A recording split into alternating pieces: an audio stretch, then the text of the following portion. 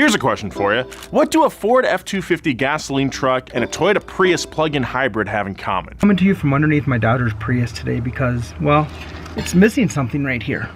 They are both prime targets for catalytic converter theft. Right here is where her catalytic converter used to be. Someone decided they wanted it more than she needed it, so they stole it. Fortunately, a catalytic converter for a Prius is well over $1,000, but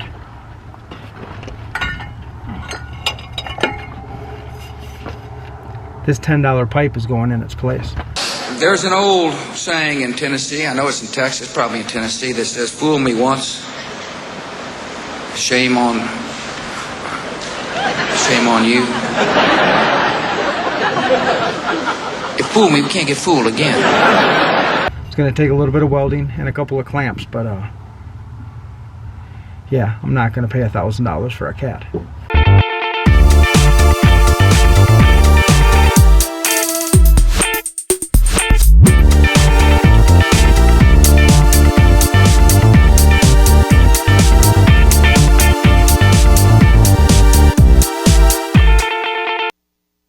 Last time, you remember, the citizens of Frostbite Falls had the shock of their lives when every TV antenna in town mysteriously disappeared.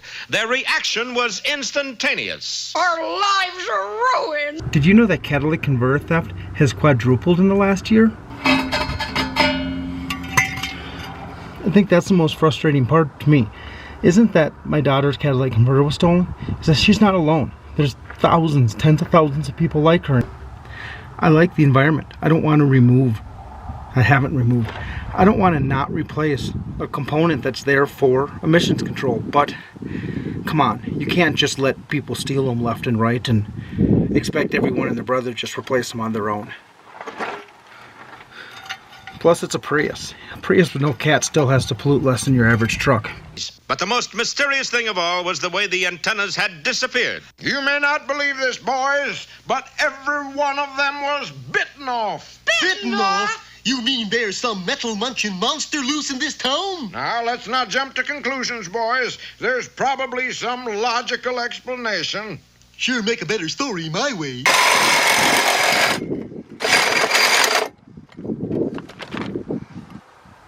I purposely bought a fitting that was an 1/8 inch too big for this pipe in the front because that pipe going in was an 1/8 inch bigger. I needed to. So by having a little bit longer fitting there, gives me the wiggle room. I don't know if you can see that pretty well. That I'm going to need, because I need to have a little bit of bend to that. And exhaust pipe, without a pipe bender, you don't bend it. So that'll be at about that much of an angle. Now where we are right now is under a fire ban, so I'm going to actually have to weld inside of the bus. I don't even know if I'm going to bring the camera in, or if I'm going to have to put so much stuff around me to make sure the sparks don't damage anything else. There's not even any room.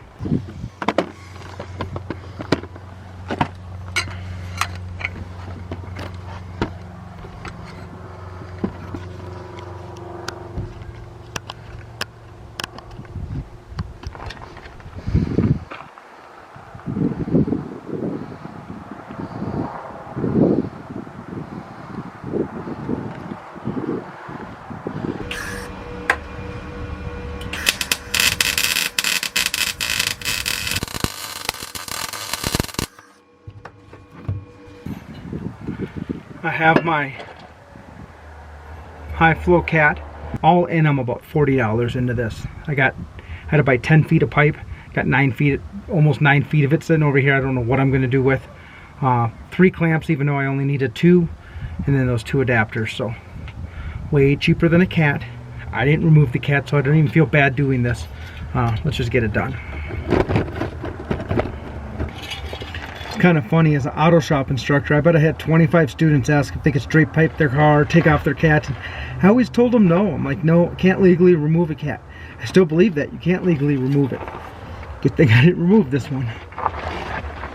Not that I'd ever want this on purpose anyway. Maybe over here. Get myself another black eye. That's what I need. Oh.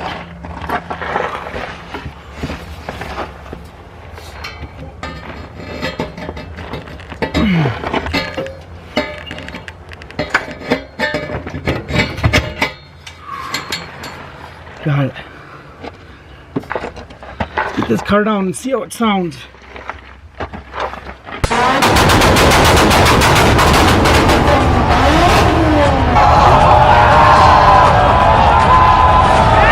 It's way quieter in the car. I don't know if it's much quieter out of the car. The exhaust donut right at the back of the manifold is now leaking, probably because that section of exhaust pipe was just hanging there from Toledo to Minneapolis to Toledo, and then from Toledo to Minneapolis to here, plus a month worth of driving around. So it's got a lot of miles on a straight pipe Prius, but it's way better than it was. And I'll get an exhaust donut, probably get new bolts and springs at the same time, and I guess that's another day's job. Way better than it was, way less than $1,000. Even if I would have bought a new Cat, maybe the Cat goes all the way up to there. So yeah, I guess it would have come with those springs and that donut, so I wouldn't have had this problem. But still, I'm about $1,200 shy of what a Cat cost, and I'll get her. Being it's taken me a year to put this footage together, I've had a lot of time to think about what can we do about catalytic converter thefts. How can we stop the problem that it is? And really, all you got to do is follow the laws that are already there. A shop cannot remove a catalytic converter. A shop that removes a catalytic converter is looking at $35,000, $36,000 worth of fines for taking a catalytic converter off a customer's car. The Diesel brothers removed them from a bunch of their equipment, and they got fined over $800,000. Just recently now, there was 2 shops in Michigan that were fined $10 million for making defeat devices for diesels. So I don't understand how the EPA has the laws there. It says, hey, if you tamper or remove an emission device, this is the punishment. They're finding people with dozens of catalytic converters, 100 catalytic converters, 10 catalytic converters. Doesn't matter what you find. If you knew that if you got caught with 1 catalytic converter, the EPA was going to come down at you for $35,000 worth of fines, doesn't matter how much you could sell that thing for. It's just not going to be worth it anymore. The laws are on the books. Maybe the EPA should be going after the real thieves and not the Diesel brothers of the world who are out there making trucks faster, because the gearheads are always going to stay a step ahead of you. Doesn't matter what laws you pass, the gearheads are going to do what the gearheads want to do. Instead of going after a few gearheads, maybe we should go after a couple of meth heads and get the catalytic converter thefts off of the street. Thanks for watching this video. I'm going to end it with some news footage of the Diesel brothers getting fined, and yeah, I just really, I think it's really ridiculous how they're going after honest shops that maybe the shops shouldn't be defeating the emission controls of these vehicles. I don't know. When I was teaching high school, I went to I went to one of these weekend things, and you sit and you listen to different people talk. And we got to listen to one of the higher ups of the EPA of the state of Minnesota, and she was pissed. She was talking about how she's going to go after the shops and she's going to go after these people, and these diesel defeat devices that was her main thing. I was the hippie teacher from the city. I didn't really have a horse in the game. I didn't really care one way or the other. I'm like, yeah, you know what? Rolling coal seems kind of ridiculous to me, but I just sat in the back of the room quiet. Well, the teachers from outstate, North Dakota, South Dakota, and outstate Minnesota, they were talking about, but we put these devices on our vehicles and we go from 16 miles to the gallon to 22, 23, 25 miles to the gallon. So you're telling me that if I use 30%, 40% less fuel, that's worse for the environment? Because that fuel needs to be brought to the gas stations, so there's emissions done there, that it needs to be refined, everything about it. And they were arguing back and forth, and I just remember sitting back thinking, you know, rolling coal is probably not good for the environment, but how about the guy that responsibly takes these things off their vehicle, doesn't go and roll coal, doesn't turn their tuner up all the way, but increases their fuel economy by 30, 40%. I'm stuck in the middle. I don't know what's best for the environment. I assume what's best for the environment is what the EPA tells me, and that is the lower particulate. I remember, I grew up in the Twin Cities, and I remember I grew up in Minneapolis, so I didn't get to see this unless we left town. And when you come back into town, there's just this brown dome over the Twin Cities. Not all the time, depends upon how the wind was and that, but there was this brown dome. You don't see that anymore at all because they took all the sulfur out of the diesel fuel. It's like 99.7% cleaner than it was in 1993. So, I don't know. There's things that definitely make a difference. The air is cleaner today than it was when I was a kid, and that's a lot to do with diesel emissions. I'm on a rant. I don't even know why I'm talking about diesel emissions here. This is about catalytic converter thefts. But what it really comes down to is if the EPA wanted to, they could find the people they wanted to find, and this wouldn't be a problem. No one would be stealing catalytic converters if every time they got caught they were $35,000 a piece fine.